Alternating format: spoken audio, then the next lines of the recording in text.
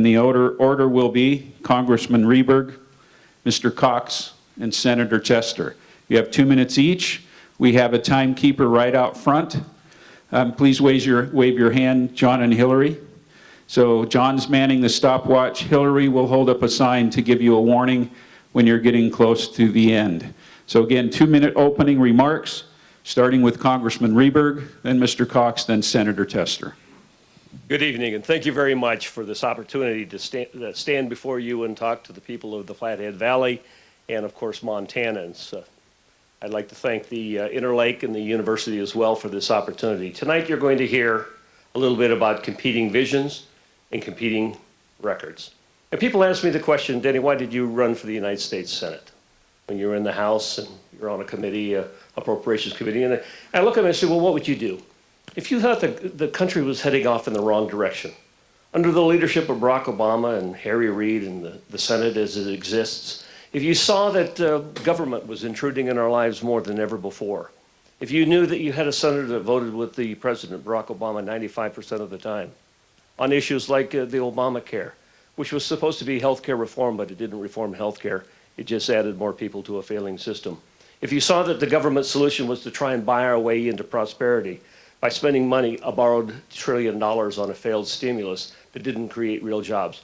If you knew that rather than having a comprehensive energy policy, we had an environmental policy coming out, that in fact, as a result of actions in both the House and the Senate on votes having to do with the EPA, our senator sided with unelected bureaucrats at EPA. He was warned, and unfortunately the Corette plant in Billings is going to shut down. And why does that matter to people in Kalispell? Well, it's going to cost 35 jobs in Billings, but it's going to cost $10 million statewide annually in lost revenue. Money that's sent to Helena to be equalized and sent to places like Kalispell and Columbia Falls and such. And so there's an impact there as well. If you knew you had a Senate that was actually heading off in the wrong direction, what would you do? And so we're going to have an opportunity to talk tonight about the real issues, I hope, about real reform and real economic development and a real future for Montana. And I wanted to give Montanans the opportunity to have a contrast of philosophies and a choice in November of a differing avenue or path.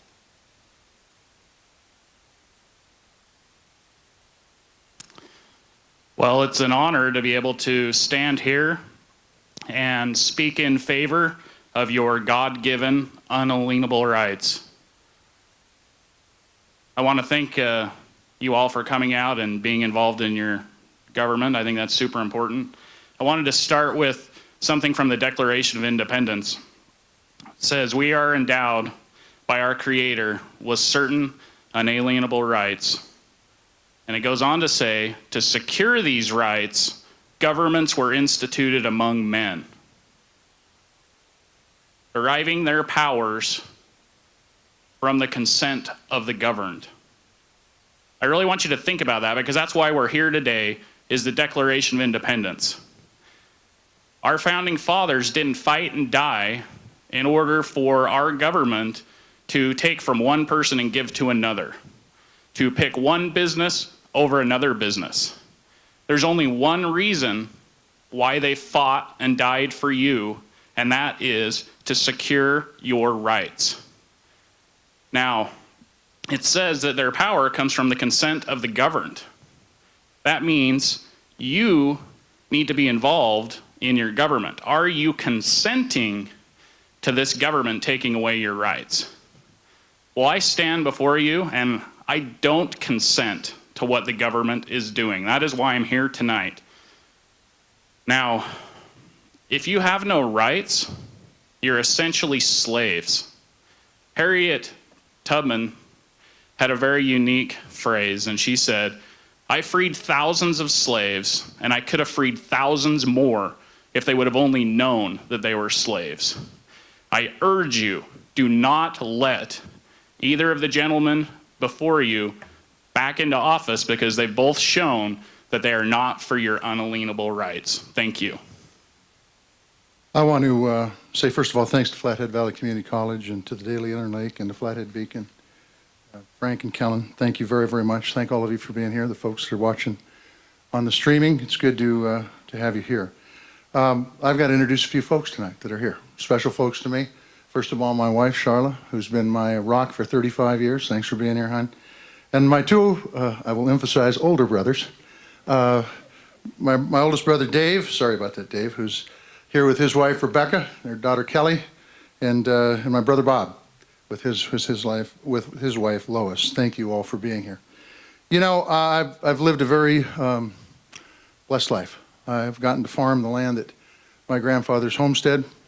I've got to watch my grandparents, but more often my parents helped build a community. And they did that by working together. They built the farm by working with their neighbors, and they built the town of Big Sandy just like many small towns across this state, just like all small towns across this state, by working with their neighbors. And that's a lesson that we could learn in Washington, D.C. I've tried to use that model in my policy making. One of the bills that I've worked very hard on is a bill called the Forest Job and Recreation Act that would help this area in a big way. It's a bill that took loggers and recreationalists and conservationists and environmentalists, and they all got in the same room together and decided that nobody was winning in our forests. And it was time to really compromise and move forward with a policy for our federal forests that was made here in Montana. And they worked on this solution to really manage our forests in a way that makes sense for everybody here and create jobs in the process. Working together is a Montana value. We've got a lot of work to do in Washington, D.C., and I will tell you that none of it will get done unless we work together. We've got to responsibly cut the debt and the deficit. We've got to protect Social Security and Medicare for generations and generations to come. We have to ensure that women have the right to make their own health care decisions. These are just a few of the jobs that have to be done in Washington, D.C., and it needs to be done by us working together. Thank you, gentlemen. Over at the far table, the senator introduced Frank Mealy and Kellen Brown. Frank and Kellen will be answering the questions this evening. And again, we did a random drawing as to who would start. The first question will be asked by Mr. Mealy. Gentlemen, I'd like to keep your responses to 90 seconds. And the order is Senator Tester, Mr. Cox, and Congressman Rehberg. Thank you. Excuse me.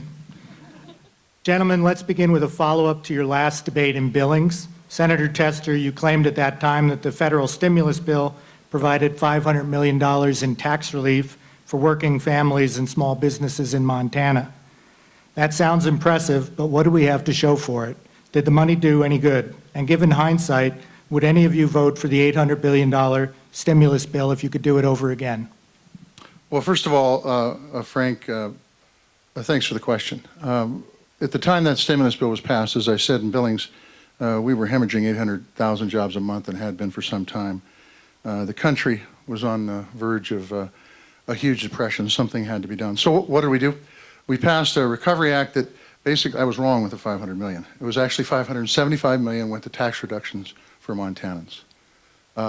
Montana workers got $400 taken out of their checks, put back in their checks, I should say.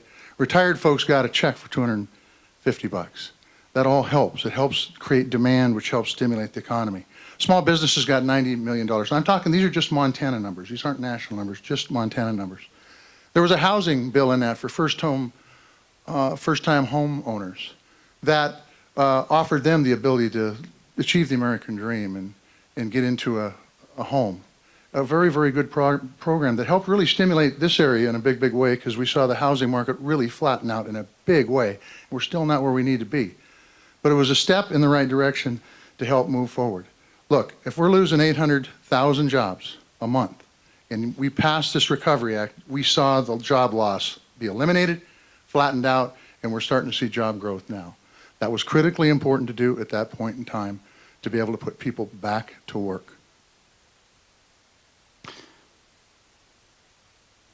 Well, you heard mention that it stimulated jobs and to put money back in the pockets of people.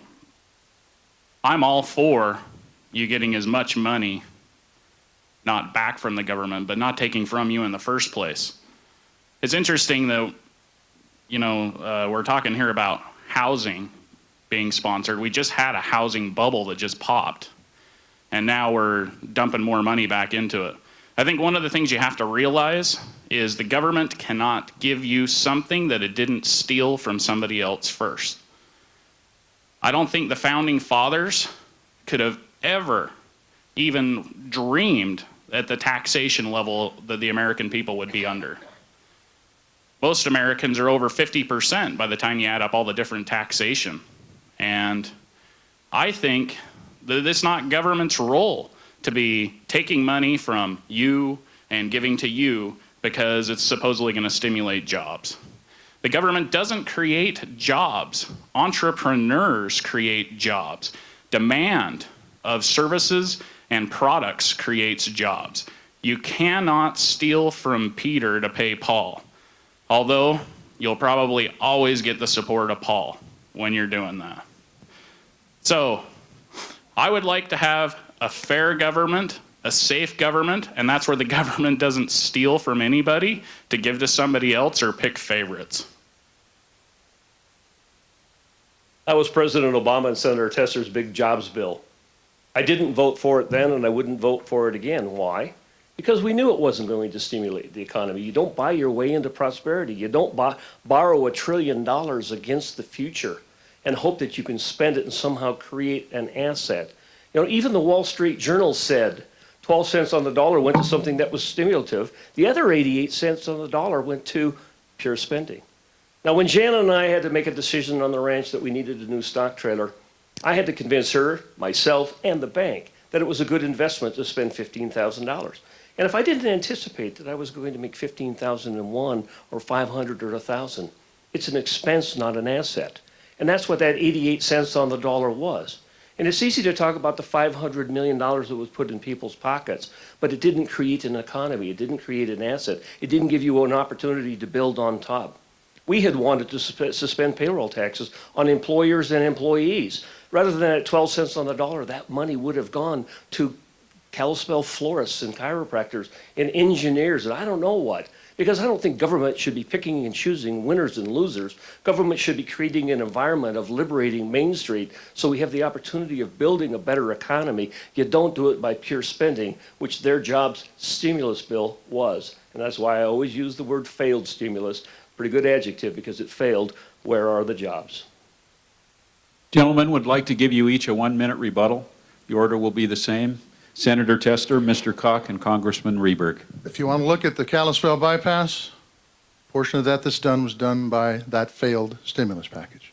The people that went to work on that bypass did that work because of money that came out of the stimulus package. If you want to look at the Going the Sun Road, much of the work that's been done on the Going the Sun Road came out of the stimulus bill. If you want to look at the community health center that's downtown Kalispell, done by the stimulus bill. If you want to look at the revamp of the fire department downtown Kalispell, done by the stimulus bill. And if that's a failed stimulus, putting people to work to build infrastructure that allows small businesses to succeed, and every one of them will allow small businesses to succeed, then I wonder what the definition of success is. And then if you combine that with the fact that these were tax reductions to the tune of $575 million for Montana alone, and it also helped fund firefighters, policemen, and teachers to keep them on the job. It was something that we did in a time when we were losing 800,000 jobs that needed to be done because we couldn't sit back and do nothing. Well, it's interesting, the debate on this. Rehberg didn't vote for it, but he did vote to raise the debt ceiling. Now, the interesting thing about that is, of course, you can vote against this bill or that bill, but at the end of the day, well, both gentlemen have voted to raise the debt ceiling a ton of times. What you're basically saying is, I'm enabling this spending that I didn't vote for. So, either way, it's two sides of the same coin. One guy's voting for it, the other guy's voting to allow it. Let's raise the debt ceiling, let's put in more debt. What do we go over, $16 trillion? Are we really better off because of this stimulus? I would say no. The only way we're going to get back to being a prosperous country is to go back to the vision of the founding fathers. And that's where the federal government stays out of your life and out of your pocket. The proof is in the results. Where are the jobs? Borrowing $1 trillion against our future, not being able to pay that back now. and then putting it into spending is okay. We spend government money in this government, but that's an expense, and that's part of the appropriations process. If you're going to stimulate the economy, then it needs to be timely, it needs to be targeted, and it needs to be temporary. You can do that by giving tax certainty. That's why as you drove in, you saw my bus that says, liberate Main Street. There are those that want to occupy Wall Street. There are those that want to tighten up the capital markets. I don't. What I want to do is I want to get government off of the backs of small businesses. And you do that through tax certainty, removing the impediments of the regulations that are being put upon them. And you certainly don't do it by borrowing $1 trillion against these kids on a failed stimulus, as we saw. Second question this evening will be asked by Kellen Brown of the Flathead Beacon. Gentlemen, you'll have 90 seconds for your response, and the order is Mr. Cox, Congressman Rehberg, and Senator Tester. Yes, thank you. Mr. Cox, federal land is a huge part of Montana's outdoor heritage. Your website says Montana needs to take back full control of its land. Is this really feasible? Do any of you believe that more federal land should be sold for private ownership? Please discuss your ideas for stewardship of those federal lands, including your opinions on Senator Tester's Forest Jobs and Recreation Act and Congressman Rehberg's Resolution 1505, the National Security and Federal Lands Protection Act. Thank you. Well, the first thing we need to remember is that in the Constitution, it doesn't talk in there where the federal government gets to own or manage all of these huge tracts of land. And in the county that I'm in, Ravalli County, it's something like 72% of the county is owned by the government. That's a huge percentage. Now, I would argue that the first thing we need to do is we need to get the federal government to give the land back to the state. The state of Montana, you people are the ones who know best what we should be doing with the land, not the federal government. We don't need Washington, D.C. dropping off wolves and grizzly bears and whatever else they feel. They're dropping those off on federal lands. As far as the Wilderness Act, honestly, I haven't read it, but it does increase the wilderness, which would increase the area that's going to be controlled by the federal government. So that would go in opposite of what my vision would be for Montanans, which would be Montanans having control of their land, not a bunch of bureaucrats in Washington. As far as the 1505, well, that is, as far as I'm concerned, a police state bill. It seems to give more power to Homeland Security. You're talking 100 miles from Canada down all the way across the state. You know, I don't know about you, but I really doubt Al-Qaeda is trying to come in over the peaks of Glacier. And there's, you know, it's just a ridiculous bill, and it should have never been voted for or passed. Not one single acre is added to the federal government by 1505. Make no mistake. There's legislation or there's an amendment that I put in place that said it will not affect recreation, hunting, or fishing. Ironically, it's the exact same bill that Senator Tester voted for in the Senate without those protections. But let's talk about Forest Jobs and Recreation bill for a minute. Isn't it ironic as well that he doesn't put the word wilderness in the bill? And that's the only thing that's guaranteed in that legislation is 600,000 acres of more wilderness. There is no guarantee of the jobs, none at all. But there is a guarantee of 600,000 more acres of wilderness. And that's one of the reasons, again, I'm running, is two different visions. I don't believe the people of Montana want to lock up more property at this time before they try and address the management of our forests. One of the reasons you see the fires is because we don't actively manage our dead and dying trees. And what we need to do is we need to come up with policies that clearly understand that we can environmentally sensitively manage our forests for the betterment of the community. We can create the jobs, and at the same time, we can clean out those dead and dying trees. We can have a safer wildlife, safer environment, and we can protect our wildlife and our watersheds. So we need a management, but what we need is balanced management. And I wished that he wasn't trying to fool the public into believing this is a Forest Jobs and Recreation bill, because really, all it does is guarantee more wilderness. That's what it is. Be honest with the people of Montana and label it correctly, the Wilderness Forest Jobs and Recreation Bill. What the Forest Jobs and Recreation Bill, as long as we're visiting about it, does is it allows the Forest Service to do their job, to manage our forests and not spend all their money on fighting fires. And how did it happen? It mandates to put loggers to work with chainsaws and truckers to work hauling those logs and give those mills a dependable supply. Now, the congressman will talk about the fact that we aren't managing our forests, and he's right. We haven't managed them right for 30 years, and that's why the folks got together in the same room and put aside their differences and worked from common ground and worked it out. Because they knew what had been going on for the last 30 years in our forest has not been working. And he might claim that there's all wilderness and no jobs in here, but he also claimed that when I delisted wolves, that had never worked either, that it'd go to court and they'd be back on the endangered species list. Well, guess what? We delisted wolves, and we've got a hunting season that's starting soon, very soon, this week, I believe.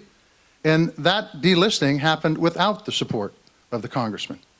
As far as the sportsman bill, as far as F-1505 goes, what it does is gives the Department of Homeland Security carte blanche authority over every other federal agency within 100 that have actions within 100 miles of that border. If you give an agency that kind of authority, I guarantee you they will abuse it. That's a given. We've seen it before with Real ID. We've seen it with Patriot Act, 2 bills that the congressman has supported. This is in that same vein. 1505 takes power away from our agencies and the people and gives it to one person in the Department of Homeland Security. Thank you, gentlemen. We'll move to the rebuttal round. You have 1 minute each. The order is the same. Mr. Cox, Congressman Rehberg, and Senator Tester. Well, this is still just always comes back to what should the federal government be doing versus the state.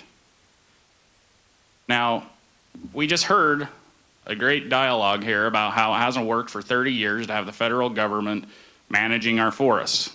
And now we want to turn around and give them more ability to manage it, give them bigger wilderness areas. Why are we always hiring the people that created the problem to fix it? The federal government is the problem. We need local control. It should always be local control. I mean, this is a little off subject, but now the United Nations is wanting to tax everybody in the world and control all land in the world. We need to get everything back down to where it's going to be at your local county or city or state. We need to get all this stuff out of the hands of the federal government. You know, this is what people don't like about the government. Politicians say one thing and do another. Senator Tester voted for exactly the same concept of 1505 in the Senate without the protections of hunting, fishing, and recreation. All we're doing is giving the federal agencies the same opportunity on federal properties that they currently have on state and local and deeded properties. That's all it does. Management of our forests, nothing changes in this forest and recreation bill except wilderness is created. Please understand when I tell you that is the only guarantee. He has not changed the appeals process one bit. Not at all. So all you're going to get is more wilderness. You're not going to get the jobs that are anticipated or promised unless the environmental organizations promise not to sue. But what kind of a court would accept that? If they're not following the law, then they should have the opportunity to sue. You're not changing the appeals process, so you're being fooled into believing something that is not true. That's a whopper, and I hope you don't fall for it, because the only thing that guaranteed in that bill is 600,000 acres of more wilderness. It was the same argument that was used on delisting wolves by the congressman. Said it'll never work. They'll go to court, they'll challenge it, and you're going to lose. Wolves will be back on the list. Guess what? It didn't happen. And it's the same thing on this bill. And the proof is in the people who oppose it. The extremes on the far left and the far right.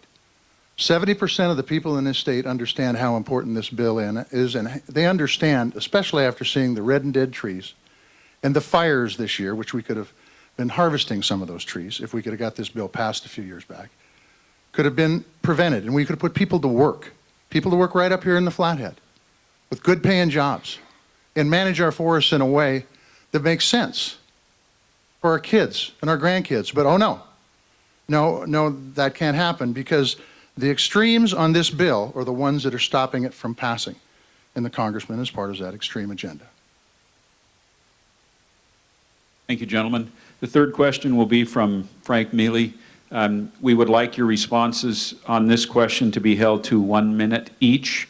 The order is Congressman Rehberg, Senator Tester, and Mr. Cox. You have a question about the response time, Congressman?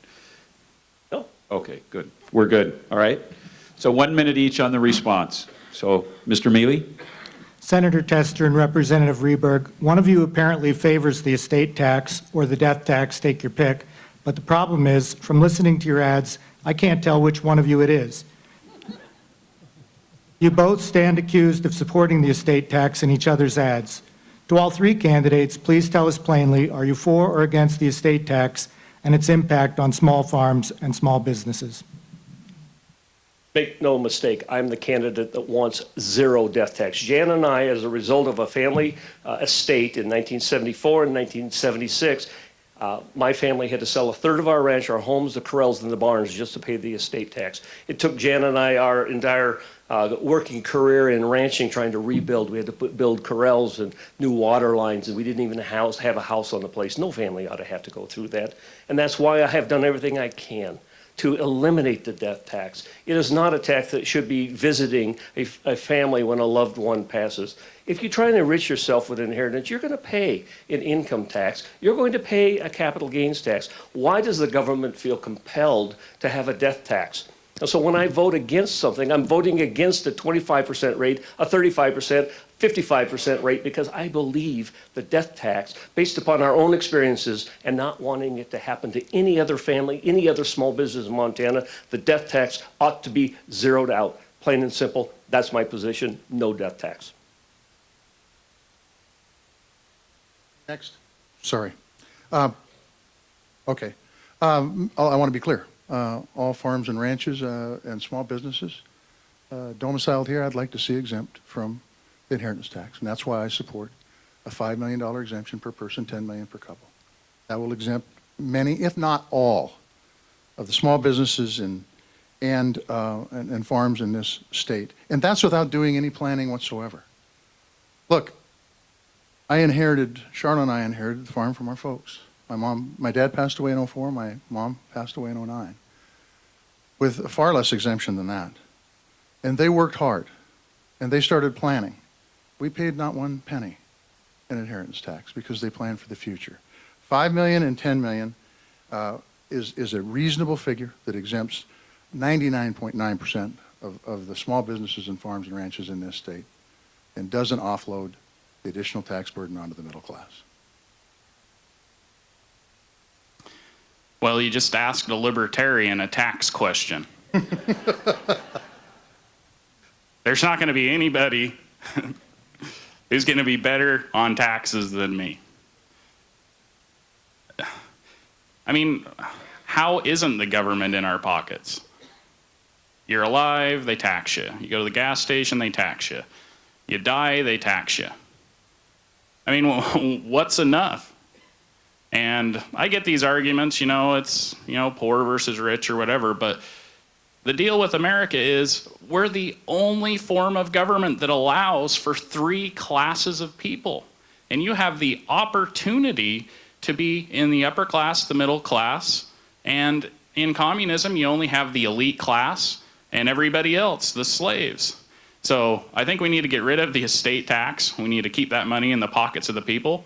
And I would just vote no estate tax whatsoever. Gentlemen, you have 30 seconds for your rebuttal. I apologize for the confusion on the order. It is Congressman Rehberg, Senator Tester, and Mr. Cox. Thank you. Frank, I think you heard the answer to your question. Which of the candidates supports elimination of the death tax? There's only one man sitting up here between the two of us, Senator Tester and myself, that believes in the elimination, the zeroing out of the death tax. Our tax policy is in deep trouble in this country. This continuation of temporary tax relief that expires on dates like December 31 is given the uncertainty to people and small business of what their tax bite is going to be next year. That's why you hear the fear and the concern of the fiscal cliff. Give us some certainty. That's why I want to see these taxes, the rest of the taxes, lowered permanently. Start out this conversation in my opening statement talking about the fact that we need to work together to provide that certainty. The Congressman and I do agree on that, and Dan probably agrees with us too. We need certainty in this country. And it is correct that the exemption for the inheritance tax has flown up and down, and that's a travesty because you can't plan for it if it flies up and down. If it's made permanent and indexed, which is what I support, and I'm talking about the exemption made permanent and indexed, it can provide that kind of certainty we need to move forward. and still address the issues we have around our deficit and debt. Well, I guess my only rebuttal to what I've heard in the rebuttals is that Congressman Rehberg is only one of two on the stage. I'm right here. There are three of us in the race. My name's Dan Cox, Libertarian, running for U.S. Senate. I recognize you, but the question was asked of the two of us.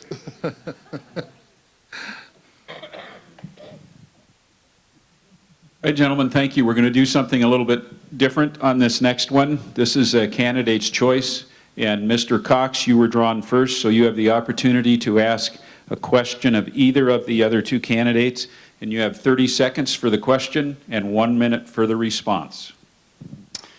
Well, the Constitution of the United States is the law of the land. We take our oath to uphold, protect, and defend the Constitution of the United States.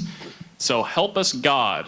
It's your only requirement for running and accepting office. So, Congressman Rehberg, my question to you is, for someone who doesn't uphold their oath of office, what should the penalty be? Should it be a felony? Should they be thrown out of office? What should it be? Well, I do uphold the oath of office. One of the more proud moments I had was standing with my left hand on the Bible and right hand in the air and swearing an allegiance to the Constitution. And that is what guides me every day, is how can I best serve the people of Montana while understanding the constitutional requirements, especially states' rights, of giving states the opportunity to control their own destiny, of recognizing that you can't vote for two anti-gun Supreme Court justices like Sotomayor and Justice Kagan, who are going to vote against the individual right to keep and bear arms. I couldn't do that. I would have voted against both of those nominations, the confirmation, because I think that that does, in fact, and would have violated my constitutional principle of standing up for Second Amendment rights. I take that responsibility very seriously, and I stand before you a proud, proud supporter of the Montana and the U.S. Constitution. Thank you. The fourth question will be asked by Kellen Brown. Gentlemen, you have 90 seconds for your answer, and the order is Senator Tester, Mr. Cox, and Congressman Rehberg. Yes, Senator Tester, you sponsored legislation to delay capping swipe fees banks could charge retailers when a customer uses a debit card as part of the Dodd-Frank financial reform law. Why did you side with banks in opposing capping swipe fees at the time? And to all the candidates, do you think Dodd-Frank is an effective tool to regulate the financial industry? Well, thanks for the question, Kellen. It dealt with swipe fees on debit cards. I am not in favor of the federal government setting prices. That's what they did. That's what was proposed with this. And if they do set prices, you have to take into account everything that goes into that fee. The government did not take into account fraud. And with debit cards, and that's what this applied to, if you lose your debit card and somebody picks it up and charges a bunch of stuff on it, the bank picks up the tab on that. It's additional cost, and it's a big cost. And so, well, all I ask them to do is, if you're going to fix prices, which is a silly thing to do, then take into account all the costs.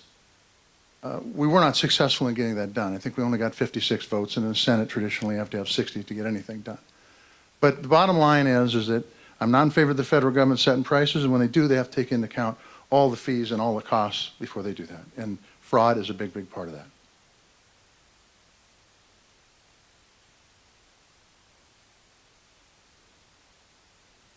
Okay, on the swipe fees, first of all, the government should never be involved in price fixing of any kind in any private business. Senator Tester just made a statement that the banks pick up the tab on the fraud. Well, I can tell you, as a small business owner who's done a lot of merchant transactions, the banks are not. When there is fraud claim, the merchant service sends the merchant, which would be myself, a form, and if I can't prove that it's a legitimate transaction, it comes out of my paycheck. It does not come from the banks. The banks, the way the contracts are set up, all of it's put on the small businessman. So, still, swipe fees, Government shouldn't be involved. Senator Tester's legislation was to fix a problem he created. Dodd-Frank has seized up our markets. It was to go after the 5 banks too big to fail. Go down and talk to your local banker here in Kalispell, Montana, and ask him, was it a mistake? Do you even know what kind of regulations are coming down upon you right now? There's no way that they know, and the irony of it is, when he talks about the fact that he's never voted for a bank bailout, yes, he did. He voted to bail out Fannie Mae and Freddie Mac. He left them out of the reform package, and they're part of the problem. A government entity has helped create the housing bubble that existed. So you've got Fannie Mae and Freddie Mac being left out of it, having created the problem, and Dodd-Frank seizing up your local capital markets. While at the same time, he's introducing legislation to try and undo something that was done in Dodd-Frank. Dodd-Frank was a mistake. And we're going to do everything we possibly can to see that the large banks, first of all, too big to fail, really? I'm a rancher. Jan and I, we made bad decisions sometimes. I always said I wasn't going to make the same mistake twice in ranching. Unfortunately, there's a lot of first mistakes to make, and I did. But I never looked to the government to bail me out. And why do we feel like there's entities out there where we ought to take taxpayer dollars to bail out people that make bad decisions? That kind of concept I don't understand. And so we've got a lot of work to do with Dodd-Frank. We're going to have to try and fix it. I didn't support the bailout of Wall Street, and I never would. Bottom line is that Dodd-Frank was set up to put more cops on the beat to make sure that the bad actors on Wall Street didn't do it again. Hank Paulson said on the cusp of the meltdown, when he came in and said, we're about to melt down economically, there are no regulators on Wall Street. Dodd-Frank puts those regulators back on Wall Street. You want to talk about Fannie Mae and Freddie Mac, the backstop for our 30-year note in our housing industry. Interestingly enough, before it failed, the congressman voted for, probably sponsored a bill that allowed for no interest, no down loans that would be backstopped by Fannie Mae and Freddie Mac. And then he's got the gall to come out here tonight and say, gosh, Fannie Mae and Freddie Mac failed, and the dream of a 30-year note goes out the window when he was a big problem with that to begin with. Fannie Mae and Freddie Mac, for those folks that are in the financial industry, understand that it's critically important if we're going to have a housing industry at all. And Fannie Mae and Freddie Mac is now Wall Street. It's more similar to a government-sponsored entity like a post office.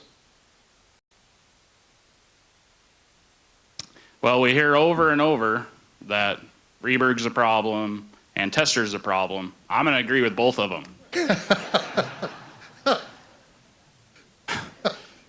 We've got to get control of this banking system, period.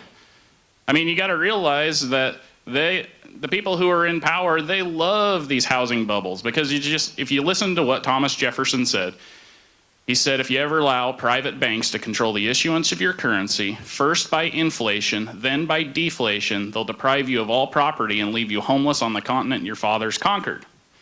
So they love dumping money into the housing, getting your contracts up really high, then they cut the currency out of the system, which causes the deflation, which means your dollar can't pay for the contract anymore, and then they take your property. So expect more housing crisis. We've already heard it a couple times tonight. Again, don't believe me. Talk to your local banker. Go down and ask them what Dodd-Frank is doing for them or to them. More regulations out of Washington, D.C. in an attempt to get at Wall Street, and unfortunately, it has an effect on Main Street. And if you listen, if you go out and you have town hall meetings, open meetings, where you just hand a mic to people and say, what's the biggest problem that's facing America today? In many cases, they'll say, we go down to the bank, we can't borrow money. I can't get a loan to buy a home. Because the federal government now has auditors that come in and say, you're giving too many questionable loans, and so we're going to ratchet it down. We're going to oversee you. In an attempt to get at the banks too large to fail, there has been the unintended consequence of it ratcheting down the opportunity for individuals here in the Flathead and small businesses throughout Montana to go out and borrow money to expand, build a better economy, a real economy, not a fake economy that was tried to be created by a failed stimulus. The next question will be asked by Frank Mealy. Gentlemen, you have 1 minute for your response, and the order of the response would be Mr. Cox, Congressman Rehberg, and Senator Tester. Montana is known as the treasure state, and part of that treasure is coal and oil. How specifically do you intend to represent the state's interests in getting those resources out of the ground? And in this regard, do you consider the EPA an enemy of Montana's interests or a helpful partner? Well, the first thing you got to realize is that I'm a true believer that Montana should go after its natural resources in order to propel its economy. Of course, as a libertarian, there's only a couple of rules to that. You can't damage anybody's life, liberty, or property in going after those things. Now, the EPA, is it a good thing or a bad thing? I think generally they've overregulated and overstepped their bounds. If I'm correct on this, I'm pretty sure that it was a Republican who put the EPA in effect, Richard Nixon. So what we need to do is we need to get government out of the way unless one of these coal producers or somebody else is going to damage somebody's life, liberty, or property. Senator Tetzer's support the EPA is shutting a business down in Billings, Montana. When the companies came to him, when the Montana Chamber came to him, when the Farm Bureau came to him and said, please don't vote to continue those regulations because it might shutter a plant in Billings, Montana and around the nation, he voted with the EPA. He voted with the Obama administration. What is going to happen? 35 lost jobs, $10 million out of the Billings and Yellowstone County economy. You know, that's enough to power 100,000 households. That means like shutting down all of Flathead County. Think of the power that that could create at an affordable rate for a group like CFAC right here. Wouldn't that be great to be able to open that and have the high-paying jobs that come along with that? And so you're either going to side with the EPA and shut down coal-fired plants against the best wishes and the best knowledge that coal is a great part of our economy in Montana, and oil and gas. We have the highest concentration of undeveloped coal in the country. You don't do things like vote with the EPA to shut down a plant in Billings. Coal, oil, natural gas, all of our renewable energy resources are critically important to this state. For the congressman to say that the Corrette plant will be closed 3 years from now because of regulation of the EPA today, when that regulation's been on the book for 20 years, and PP&L made $1.5 billion last year. They would have to spend a small percentage of that to keep Corrette open, but no, PP&L's more interested in outsourcing your jobs, similar policy to what the congressman has advocated in his tenure in Congress. Outsource those jobs to other countries, we'll make that investment there, and the hell with Montana. This is all a product of deregulation, which PPL supported and which the congressman supported back in the 90s. And quite frankly, the EPA makes its rules, and some of them are bad, and some of them aren't so bad. The ones that are bad, we need to get off the books, and the ones that are workable, we need to work with. Gentlemen, you have 30 seconds for a rebuttal. The order is the same. Mr. Cox, Congressman Rehberg, and Senator Tester. Well, once again, this is another argument about federal government, EPA. Who knows best how to manage these resources, the federal government or Montana? I mean, if you take a look at the Montana state constitution, it says in there that everybody has a right to a clean and healthful environment. Maybe we should turn this a little bit more over to the state and get the federal government out of it. They've never been able to manage it properly, and you shouldn't expect them to now. Senator had an opportunity to vote no. He was asked to vote no. The company said directly, you vote yes, we're probably going to have to shut this plant down. Cap and trade, he voted for cap and trade. What is that? That's nothing more than energy taxes because it make you pay more for your energy. It's going to cost jobs. It's part of Montana's economy. Cap and trade is a bad idea. So was shutting down the Corrette plant. Because, you know, on average, that could end up costing you 25% more in your utility costs alone, just here in Montana. PP&L was in my office, Congressman. And in April of last year, they said they could deal with the utility MAC rule. They said what they asked me to work on was the problems they had with coal ash and haze, and we have been doing that, and we will continue to do that. So the bottom line is I did listen to the executives of PP&L. And they said they could work with this regulation that's been on the books for 20 years. And then a few months ago, or a few weeks ago actually, they decided to announce a proposed plant closing 3 years from now. I said before, we're drilling more, we're importing less, we're utilizing our resources more. I think that's a good thing. Thank you. Our next question this evening is from Kellen Brown. Gentlemen, you have 90 seconds for your answer, and the order will be Congressman Rehberg, Senator Tester, and Mr. Cox. Yes. Congressman Rehberg, as chair of the House Appropriations Subcommittee, you proposed a budget that slashed or eliminated budgets for public broadcasting, family planning clinics, and national service programs such as at one time AmeriCorps. Do you stand by that budget? And to all the candidates, what specific programs would you consider reducing or eliminating to reduce the country's deficit? Keep in mind that we have a debt problem in this country. When Senator Tester first went to office, the debt was $8 trillion. It's now over $16 trillion. We're bringing in $3 trillion a year in income and spending 4.5. We have to get real. We have to get serious. We have to try and balance our budget like families are all over Montana. They're having to tighten their belt. Do I wish we didn't have to make reductions? Of course, who does want to? But you have to learn to live within your means, and what you do is you set priorities. And your priorities have to be based upon the values of the people of Montana and the people that you represent. So as I looked at my budget, it's an $800 billion budget. I had to make decisions and determinations. What's in the best interest? So I identified areas like Head Start, special education, impact aid. I decided I wanted to make those the priorities because those are the things that I think touch the most Montanans. I have the Human Committee, Labor, Health and Human Services, and Education. So I have to look the people in the eye and say, how can I best serve you as your congressman, as the chairman of an appropriations budget that's having to make tough decisions? And so I have to set priorities, and I stand by those priorities. I wanted people to know what I thought was in the best interest of trying to help those that are most in need with the money that we have available, while at the same time trying to turn the economy around, not by raising taxes, but trying to control our spending so we can let our economy catch up to our debt. Well, let's get real. Let's talk about where we were in the year 2000 when the congressman got elected. He was handed a surplus. He had a surplus. We weren't running deficits then. Frittered that away. Had an opportunity to put not one but two wars on the credit card, so we did that.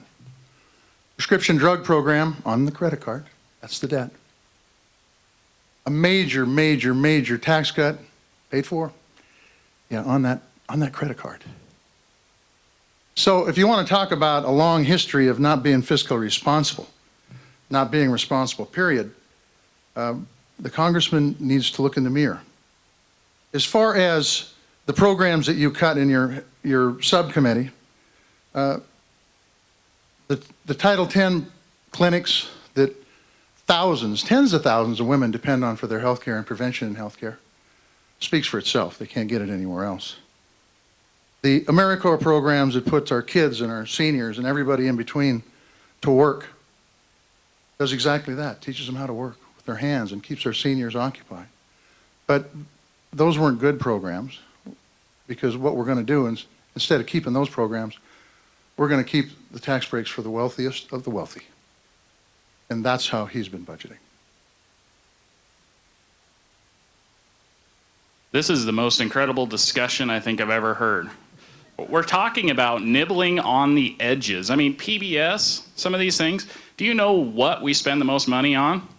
We spend it on the military, Social Security, Medicare, Medicaid, and a few of the welfare umbrella programs. That makes up almost 75% of all the spending we have.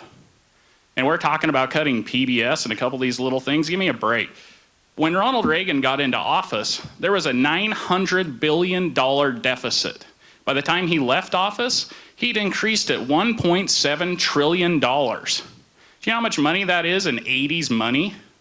Well, since Reagan was in office, granted, we started at $900 billion. We're now at $16 trillion.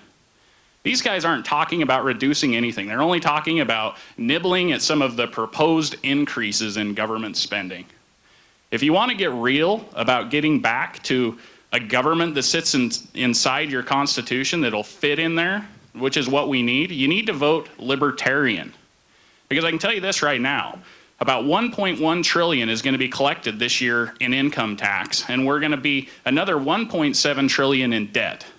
So if these guys had their way, we'd have to increase your income tax by about 140% just to balance the budget. And we're talking about cutting PBS. Let's get real, people. Gentlemen, you have 1 minute for a rebuttal. The order's the same. Congressman Rehberg, Senator Tester, and Mr. Cox. There are those in Congress that can never spend enough. They always talk about spending what we did last year plus inflation. Again, we're bringing in $3 trillion, and we're spending 4.5. We're not close. This isn't cutting out a cup of coffee or not going to a movie. We've got serious fiscal problems in this country. And the Republican leadership came to me and said, would you chair the toughest budget of all, now that we've got the majority? Would you take on the human interest budget? Would you try and right-size, downsize, find efficiency? You know, in Pell alone, I sat down with junior colleges and for-profits and public colleges, and we made a determination that if we worked together, we could find savings just in that program alone. In 2007, the cost was $20 billion. This year, if we hadn't made changes, it would have been $43.5 billion. We were able to save $22 billion over the next 10 years, just in that one program alone, of sitting down with the various entities like the junior colleges and saying, what can we do? How can we right-size, economize, and make sure that Pell is there for the next generation of students as it was for this generation? Talk about Pell because it's important. We happen to be here in Flathead Valley Community College where we're creating our next generation of entrepreneurs and well-trained workforce. Pell is very, very important for our kids. Very important for their opportunity to go to institutions of higher learning because it costs a lot. Those grants don't have to be paid back. Congressman called Pell Grants the 21st century welfare. Look, this is our economy for the future. These are the folks who are going to be running this show in short order and will be doing a better job than us. And so we need to get them a good education. The debt and the deficit is a huge issue. It is the major issue that we have to work on, both during the lame duck, and hopefully we'll get a pattern down in the first quarter of 2013. It's going to require people working together, Democrats, Republicans, Libertarians, folks from the House, the Senate, the executive branch, putting aside our politics and really working to put this country on sound financial footing. It is the biggest issue facing us. And it is also the biggest issue that can be played politics with. And it's also the issue that neither Democrats, nor Republicans, or independents, or libertarians alone are going to fix. It's going to take everybody working together just like we built Montana. Well, the only thing that can fix any of this is going back to the Constitution. Now, I'm going to talk really fast because I only have 30 seconds. Everybody wants to talk about the debt. Nobody wants to talk about the fact that we just did a partial audit of the Federal Reserve Bank and found out that they printed $16.1 trillion and gave it away at nearly free interest rates to bankers and different tyrants in different countries all over the world. Now, we've got a $16 trillion debt. We just found out that they printed $16 trillion and gave it away, which is destroying the value of your dollar. That is a hidden tax that you can't see. That's how they're destroying the economy, is through the printing of money. Now they just came out and said that we're going to do QE3, quantitative easing number 3. And they said it would be open-ended. And what they said is they will print up to $40 billion per month. So there's a lot more that we need to argue about than just some of this deficit spending. We need to get back to constitutional money and quit printing our way into bankruptcy. We are going to move into another candidate question round. And Congressman Rehberg, it's your choice to ask the question. And you have 30 seconds for that question. And whoever you ask the question will have 1 minute for the response. Senator Tester, you voted with Barack Obama 95% of the time. You voted for a failed stimulus, a health care reform that did not reform health care. You voted against the coal industry for the EPA regulations that are going to shutter the Corrette plant, and you voted for cap and trade. Would you vote, or do you believe, or do you think that Barack Obama, as your nominee for president, deserves re-election? Well, first of all, I'm going to have a news break here. Your 95% figure is crazy. sorry, hon, but I've been married to you for 35 years. I don't agree with you 95% of the time.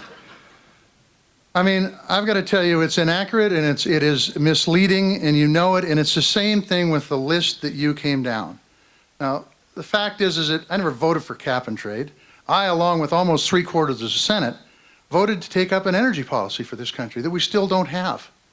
It's critically important that we get an energy policy for this country, because he who has affordable energy as we move into the 21st century is going to have an incredible opportunity to help spread democracy throughout the world and continue to be a leader in the world. You went down a laundry list of stuff. I don't watch much TV. When I see them on there all the time, and they're bogus. Every one of them. You know, it is amazing to me. It's amazing to me. I said early on, if they define me as something I'm not, if they define me as something not that farmer from Big Sandy who comes back home every weekend and covers the state and listens to Montanans, then they got a chance to beat me. They keep picking stuff out of the bag and throwing it against the wall, hoping something will stick. The next question will be from Frank Mealy. Gentlemen, you have 1 minute for your response, and the order is Senator Tester, Mr. Cox, and Congressman Rehberg. Gentlemen, the Supreme Court has ruled that corporations and other groups have a right to a political voice. That has resulted in a cacophony of screaming distortions and distractions in TV and radio advertising across this country, and even in Montana. How do you propose to balance the First Amendment with common decency so that future political campaigns do not have to be waged at the same low level as this one? Well, thanks, Frank, and thanks for the question. And what we've seen this election cycle is the first election cycle where the Citizens United decision that the Supreme Court made 2.5 years ago is in full swing. We've seen tens of millions of dollars in secret money come into this state to try to define me as something I'm not. And quite frankly, the issue becomes about transparency. We could talk about the decision and say we could have a constitutional amendment to try to fix it. That's just about impossible to do, although it is an opportunity to try to fix it. What really needs to be done, and what can be done, I should say, is transparency. The folks who are donating all this money need to tell us who they are. We need to find out if they might not even be domiciled in this country, which is totally illegal. Let's find out who they are. Let's make them do the same thing that anybody in this room would do if they donated to any of our campaigns. Let's make them put their name down and own up to it. Transparency is a good thing. It's something that I've tried to do my time in Washington, because Montana is a very transparent government. Once again, Washington, D.C. could learn a lot from Montana. Transparency is one of those things. Well, I fully agree with transparency on giving money to different candidates. And speaking as somebody who's received millions from corporations, I may have a little bit different opinion than these two gentlemen. I actually have been a corporation owner. A lot of people may not know what that means, but sometimes there's only 1 or 2 people that own it. So, for example, let's say the government comes and tries to regulate my corporation. That could be a serious problem. They might be able to take tens of millions of dollars away from me and then turn around and tell me that I can only give $2,500 to Gary Johnson or Ron Paul in order to defend my rights as a corporation owner. The corporation is a contract of individuals who all have individual rights. They have the ability to protect their property, and they should be able to fund protecting their property. It's just that simple. Thank you, Frank. I'm glad we always get to talk about the Constitution and the fundamental freedom of free speech, because what is more important, frankly, than political free speech? Now, the Citizen United decision was one that was based upon the Constitution. That's what the Supreme Court ruled. And from day one, every time I've had an opportunity in the United States Congress to vote on any kind of campaign reform, I've always said, what I stand for is 100% transparency from $1, not 199. We're not going to exempt the NRA or labor unions or corporations. Everybody must be disclosed from $1. And you know what? Kind of neat. We now have the internet. And you could disclose it within a 24-hour period during the election. Then you ultimately, the voter, could make a determination. If you didn't like who we received our contributions from, then vote against us. If it's okay, vote for us or vote for somebody else, or think about it. 100% transparency within 24 hours on the internet.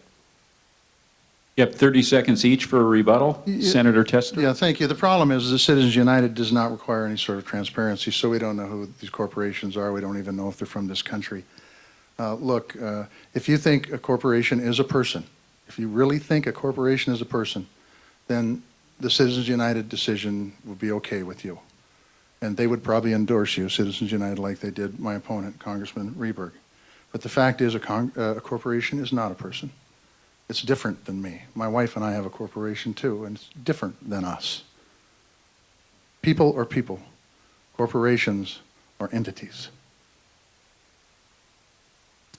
Well, I think we just got to go back down the list of the constitutionality of all this.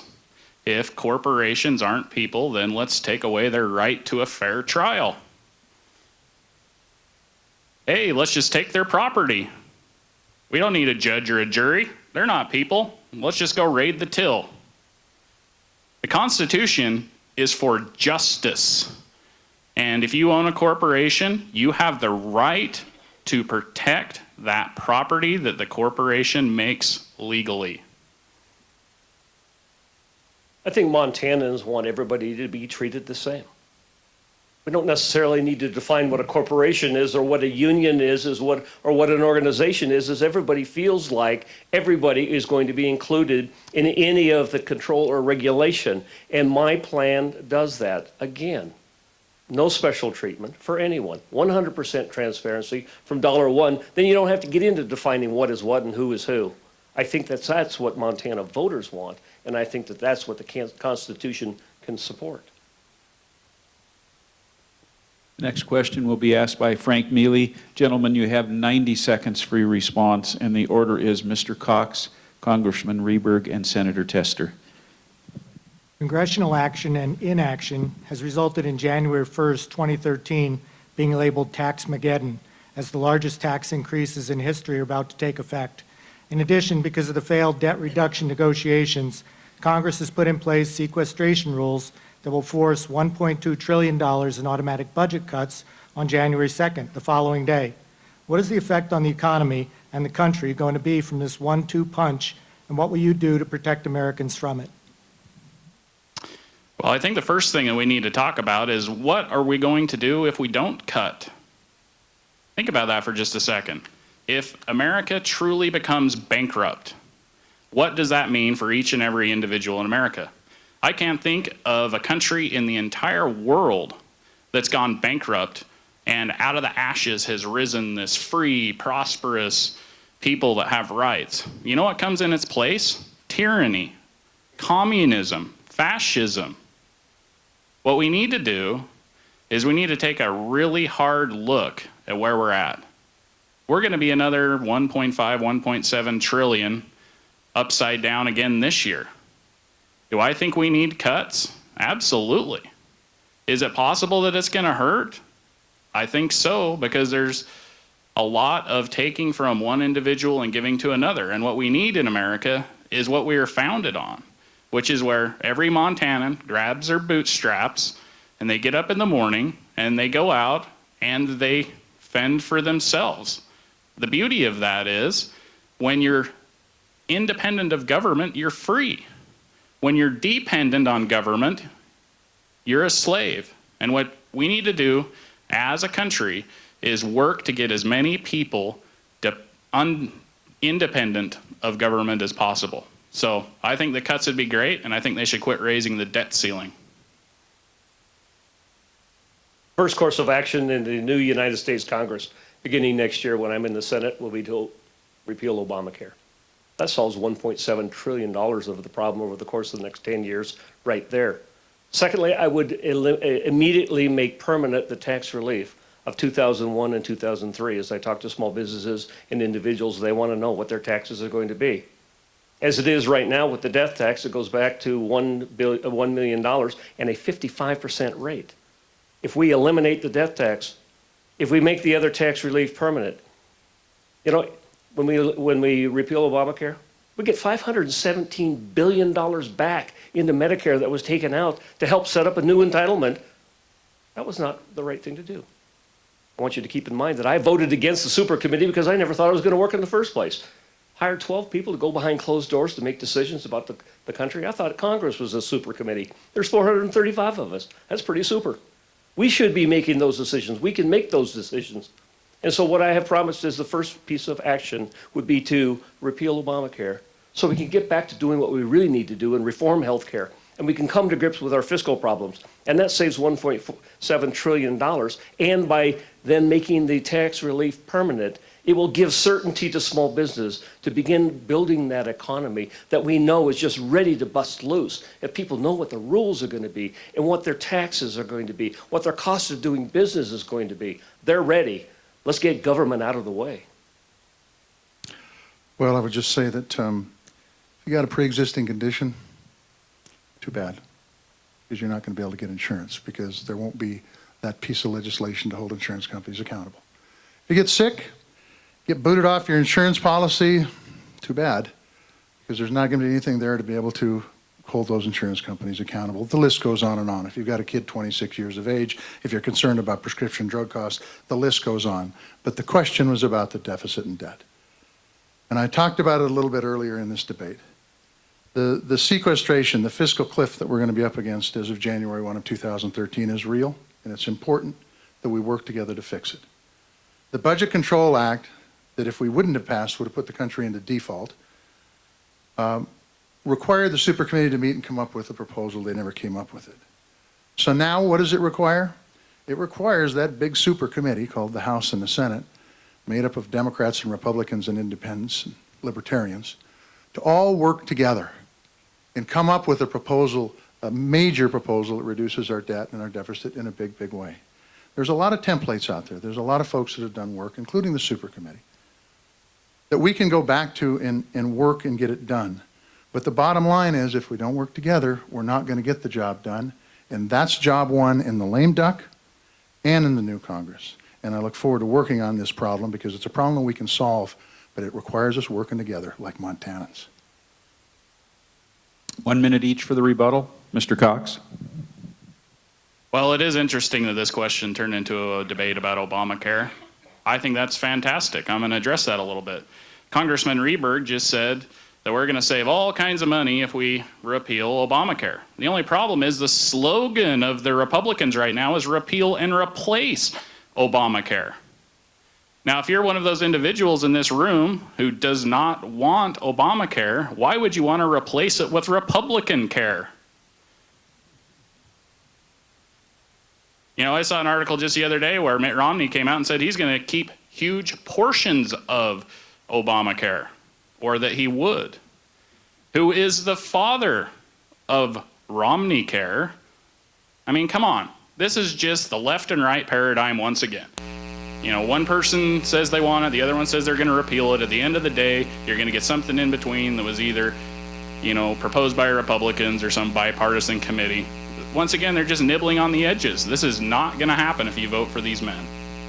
First course of action is to repeal Obamacare and put that $517 billion back into Medicare, where it should not have been taken from the first place. But do you realize within the president's health care reform, there's 2 new entitlements that don't exist today? They don't go into place until 2014. What are they? The expansion of Medicaid, nobody's on it, and the insurance premium subsidy, nobody's on it. You know what the price tag for that is? $1.4 trillion. And we haven't even been hit with that bill yet. So they're not necessarily telling you the truth. You know, there are things, the goodies that they gave up front. And there are ideas and ways that we can address the uninsured and the high risk.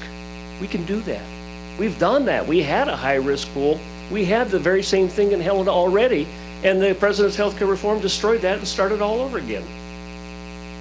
So let's repeal Obamacare. Let's save that money, and let's put our tax relief permanently in place so we can rebuild our economy, revitalize the small businesses that are ready to build right here in the Flathead Valley. Well, to listen to the congressman talk, you would think that the old system was just grand. The old system was not just grand. Many, many folks, small businesses, farms that have been in their family for generations, if they were unlucky enough to be in the wrong gene pool, they end up losing not what they've earned in a lifetime, but also what their parents and grandparents and previous generations had earned in a lifetime. Bottom line is that there are steps in the health care bill that are going to help small business and they're going to help working families And as it gets implemented, you're going to see more competition in the marketplace. We've already seen costs for healthcare. They're still increasing, but at the lowest level in several decades. But it's got to work, and we've got to continue to monitor it in Congress to make sure it continues to work. Same like we did with the 1099, those issues are going to continue to come up. The last thing I would say is this. The budget has got to be job one when we go back to Washington, D.C. And I'm talking about the deficit and the debt as it applies to the budget. It is critically important that we work together and get that fixed. If we don't, just take a look at Greece. They're the canary in the mine shaft. We've got to fix it, and it's going to take cuts. And there's templates out there to do it. Next question will be from Kellen Brown. 90 seconds for your response, please, gentlemen. And the order is Congressman Rehberg, Senator Tester, and Mr. Cox. Amid one of the worst droughts in a generation, the U.S. House failed to pass a farm bill this year. Congressman Rehberg, you criticized those in your own party for not bringing it to a vote. What programs within the farm bill do each of you think should be cut or consolidated in order to ensure passage? Or do you think the bill needs to be fully funded, and why? I did criticize my leadership. I wrote letters, I met with them. I even signed what's called a discharge petition, which tries to blast it out of the committee, because I think it's irresponsible not to have, again, placed some certainty into the hands of our agricultural producers all throughout America, but especially in Montana. We need to do that, and that's one of the areas that I think we probably all agree that we need to provide the income security, the safety net. The problem is, part of the farm bill is 20% is production agriculture, the other 80% is not. And so that is where the argument is. However, we can move beyond that argument, and I honestly believe we can come together, working together. This is one of the areas where John and I totally agree, that we need a farm bill. We need a 5-year farm bill, and I think the House of Representatives should pass a bill in the period of time between the election and the beginning of the year, so we can begin pounding out the differences between the two bills. And I think we can come to a commonality. We can come to an agreement. But in the meantime, the House of Representatives passed a bill to deal with the immediate emergency, and the livestock producers came to us because of drought and fire, and they said, would you please pass a mitigation effort? While you're arguing about the 5-year farm bill, what about us right now?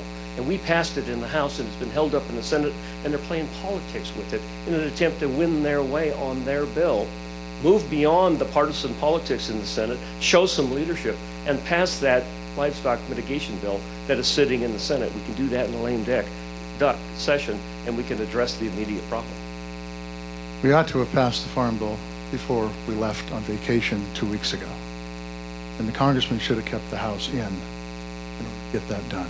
It is one of the most important jobs Congress has to do. Why? Because it deals with food security for this country, and it deals with a safety net for our people in production agriculture, those people that are family farms and ranches. The bill that was passed out of the Senate way back in June saved $23 billion. It saved $23 billion, and it provided that safety net and that food security. The House should have taken it up. The farm state House members should have held them there until they passed it. It was a good bill. It dealt with the drought. It dealt with the fire. It dealt with the disasters that the ranchers and farmers all across this country, but Montana's no exception, had to deal with over the past year. But instead, you want to talk about certainty. Instead of having that 5-year certainty of that Senate bill, what we have is a stopgap measure to take care of the drought and the fire disaster that costs the taxpayers money. It doesn't save the $23 billion, because you don't get that savings in passing the entire farm bill, but in fact costs the taxpayers money.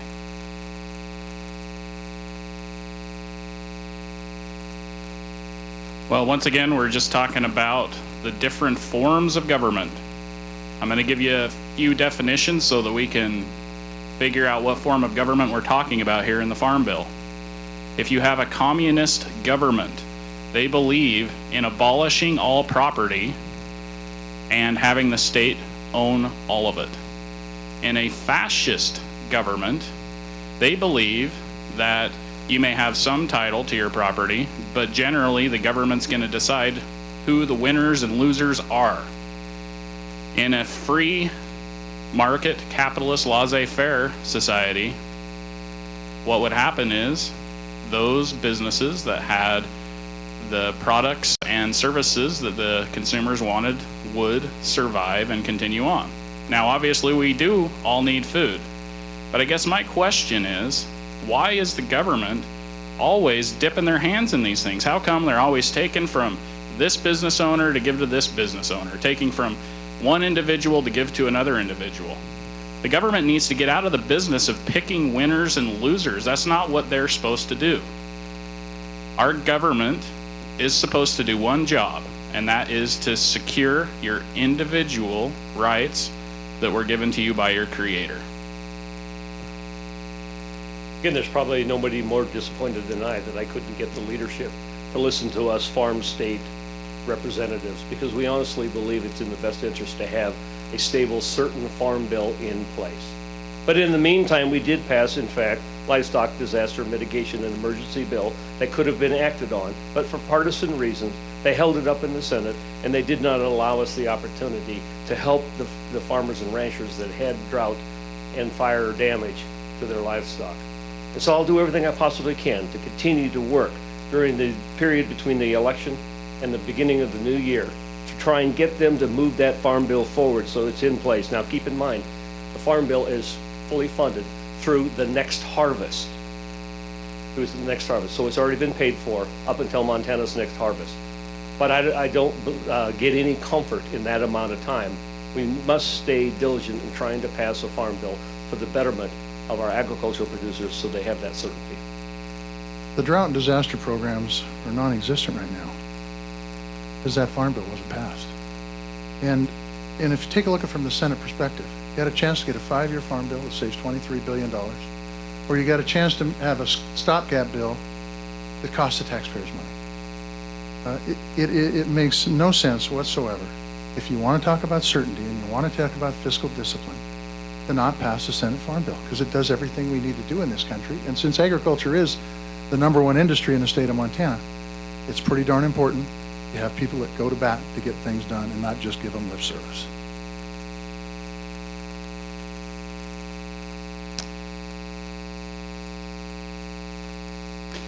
Well, one thing that we keep hearing is the government's going to create certainty.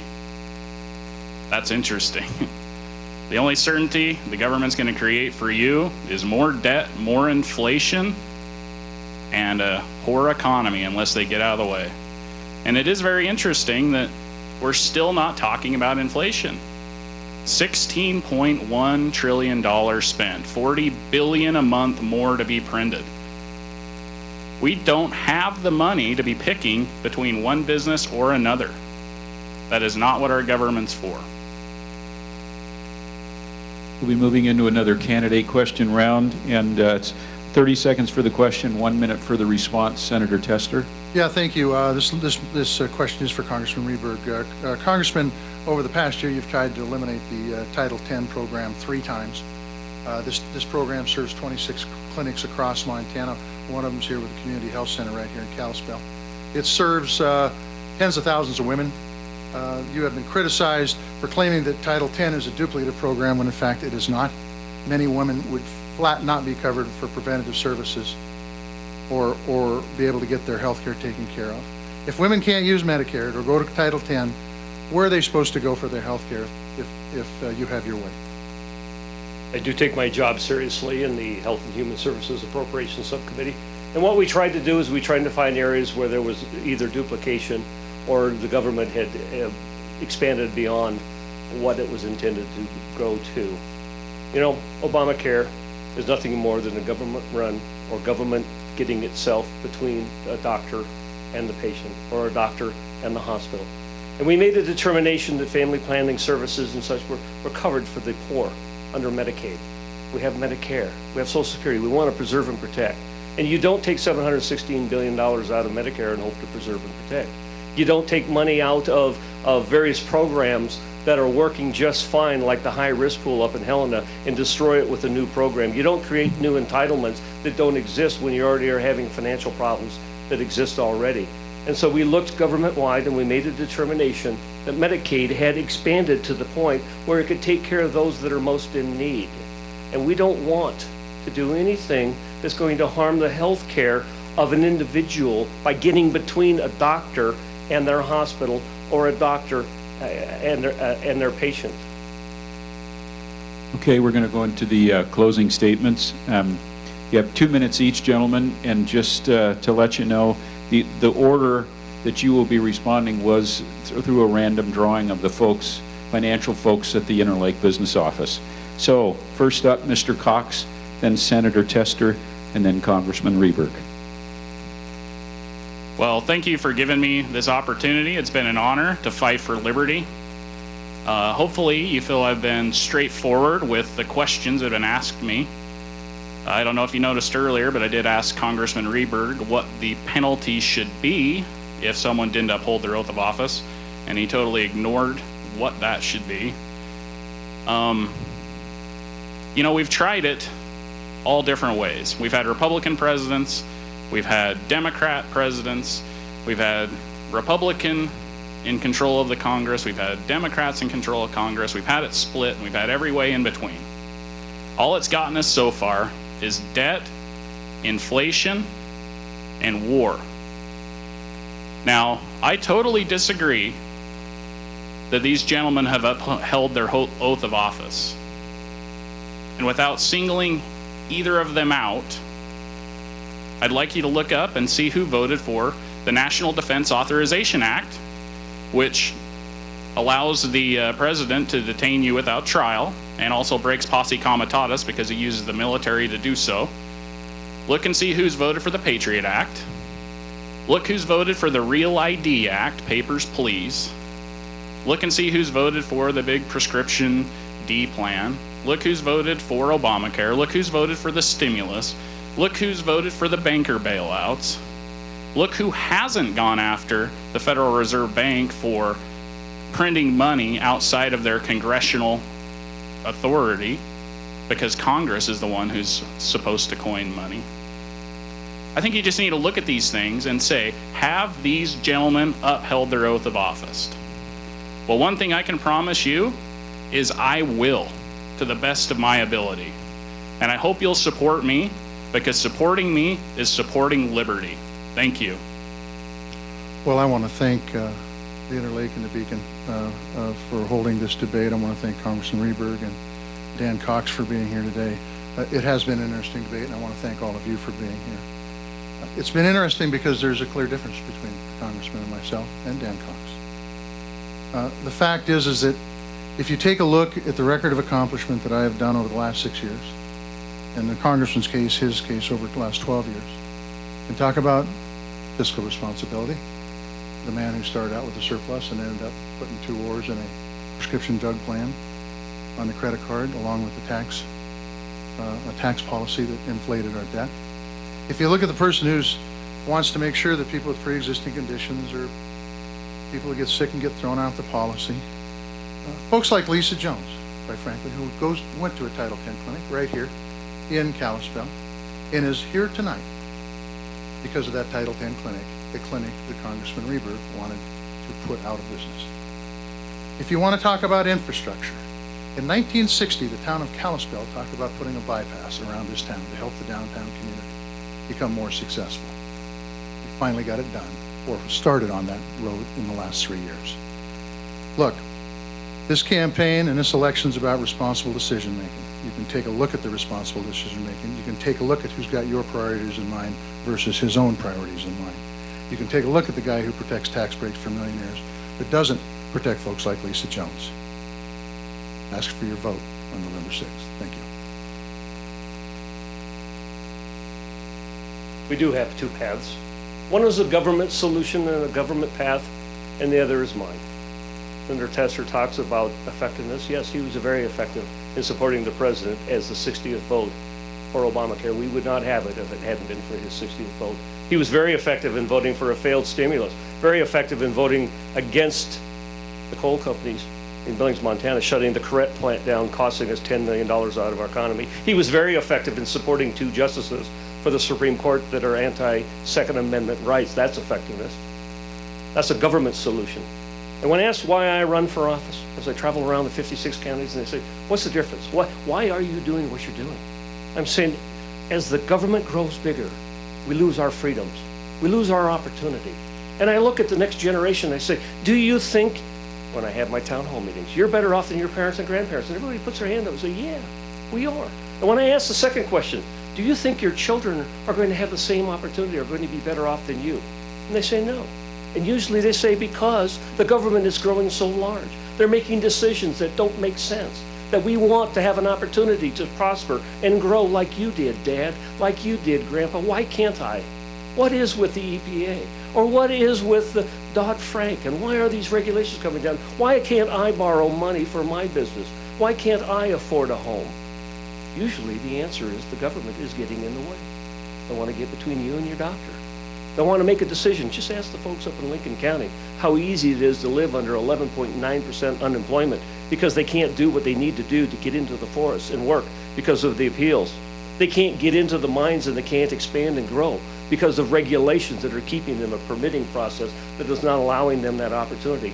Flathead Valley is the greatest opportunity because you've got an opportunity for manufacturing and clean industry, and you've got natural resources.